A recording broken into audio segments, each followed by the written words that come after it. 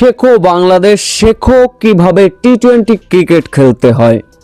বাংলাদেশের বুকে আগুন জ্বালিয়ে বড় লজ্জায় ডুবিয়ে চরম শিক্ষা দিয়ে বাংলাদেশকে কেমন করে হারালো এবার আয়ারল্যান্ড।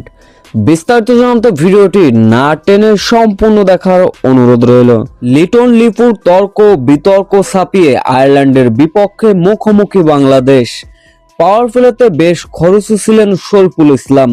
তার বাজে বোলিংয়ের সুযোগ নিয়ে শক্ত ভিত গড়লেন আয়ারল্যান্ড। তবে মাঝের ওভারগুলোতে স্পিনারদের পাশাপাশি দারুণ বোলিং করেছিলেন মুস্তাফিজুর রহমান। নির্ধারিত ওভার আর 4 উইকেট হারিয়ে বাংলাদেশকে 182 রানে লক্ষ্যমাত্রা ছুড়ে দেয় আয়ারল্যান্ড। এদিন বল হাতে সাকিব মাত্র 2টা উইকেট নিয়েছিলেন। এই লক্ষ্য তাড়া করতে নেমে 5 রানে 3 উইকেট হারালো বাংলাদেশ। তামিম থেকে লিটন কুমার দাস, পারভেজ ইমনরা দ্রুত সাজঘরে ফিরলেন। ব্যাস, এতে করেই কোণঠাসা বাংলাদেশ। পঞ্চম উইকেট জুটিতে অবশ্য প্রতিরোধ গড়ার চেষ্টা করছিলেন জাকির আলী এবং তাওহিদ হৃদয়, কিন্তু জাকির আলী কতক্ষণ মাঠে খেলবেন সেটা ছিল প্রশ্নবিদ্ধ।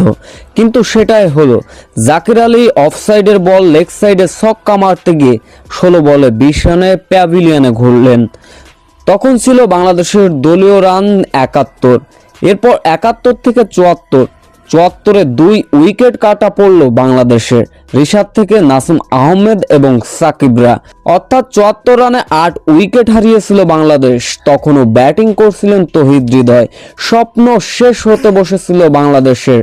আয়ারল্যান্ডের নিয়ন্ত্রিত বোলিংয়ে লজ্জায় ডুবে গুটিয়ে গিয়ে আয়ারল্যান্ডের কাছে লজ্জাজনক হারতে হলো বাংলাদেশের।